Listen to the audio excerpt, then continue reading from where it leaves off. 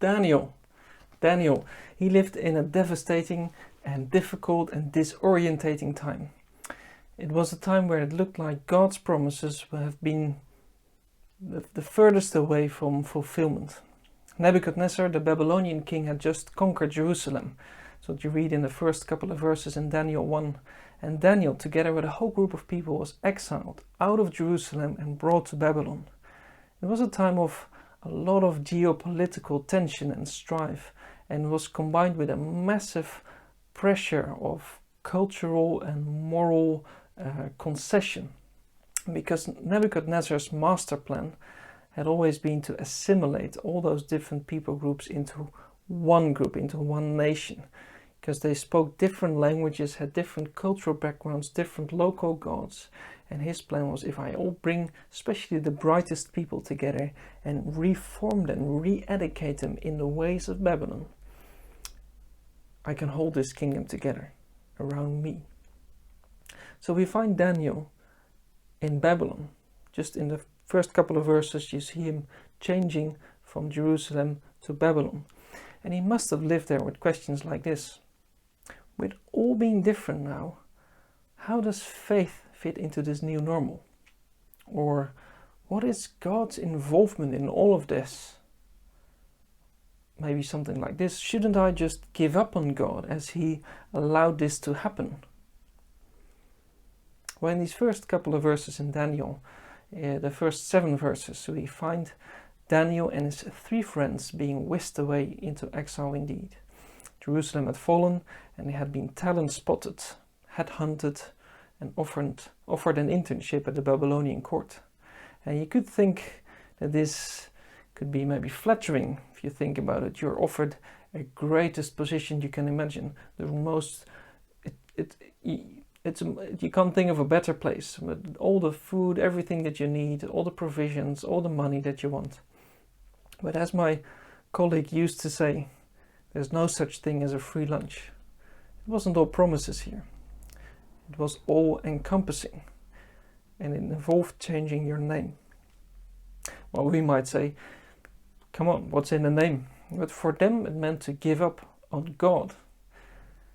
This re-education program went to the heart of things, to what you believe as your deepest values, what your deepest trust, your God. And because their names meant the following, I'll just explain to you in a second, it really was a challenge of faith for them. Their names of these 4 friends were: God is my judge, Yahweh is gracious, who is what God is like, and Yahweh is a helper. And they were pressed to change their names into something like this: I pray for the Babylonian king as my judge rather than my God as a judge. Or I am very fearful of God, and I'm focused on a local God, and not remembering God as our God, as a gracious God. Or the third one is, I'm of little account, downplaying yourself rather than lifting your eyes and having hope because of our God. And the fourth one is, I exist to be a servant to this local God, rather than remembering that God is my helper. So all these new names were centered on the local gods, of which you could say the Babylonian king played a role amongst them.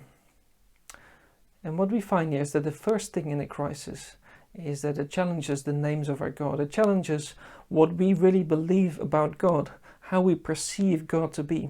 Is he really the judge, the one who rules? With seeing what is happening around us, is he still our judge?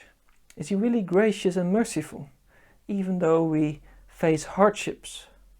Is he still all-powerful and sovereign? Is he really our helper? Can and does he still do that? Do you recognize these challenges, or is your faith challenged in this as well? It reminds me a little bit of Job's ordeal. That Job lost literally everything and was deeply challenged in his faith. And his attitude was, I cannot understand why God has allowed these things to happen. And what he is doing, it hurts desperately.